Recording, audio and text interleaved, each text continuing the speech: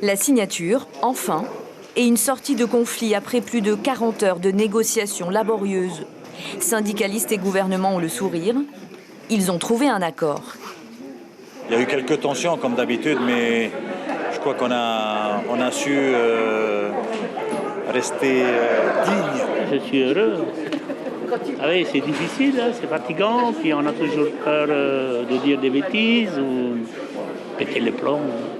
La donne va donc changer pour la gouvernance de la CPS pour la loi sur l'obligation vaccinale, le SMIG et les nouveaux chômeurs. La composition du conseil d'administration de la Caisse de prévoyance sociale avec au centre la réforme de la PSG déficitaire est resté le point essentiel de blocage. Le président sera donc élu pour 3 ans, aucune limite d'âge pour les membres du conseil d'administration composé de 15 représentants comme le souhaitait le gouvernement, avec des décisions qui devront être validées par les 3/4 des suffrages exprimés, proposition des syndicats.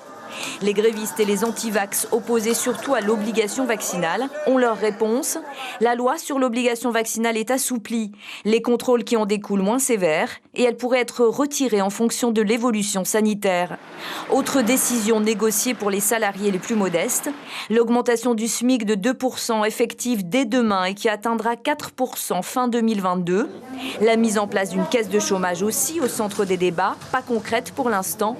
Un fonds d'aide aux salariés au chômage depuis le Covid, financé par le pays, les patrons et les salariés, et lui validé. Enfin, les professionnels de santé ont eux aussi eu gain de cause. Les congés pris pendant le confinement leur seront recrédités au cas par cas selon la réglementation. Le bon sens l'a emporté sur les intérêts individuels, l'intérêt général a primé. Donc voilà, il faut tous se réjouir. Sortir de cette grève. Avec de longues journées de négociations et de soirées de négociations, il était temps de mettre un terme. Une fin de crise bien négociée de l'avis du gouvernement et des syndicalistes. La grève aura duré 4 jours. L'information en continu sur Polynésie la première, Internet et réseaux sociaux.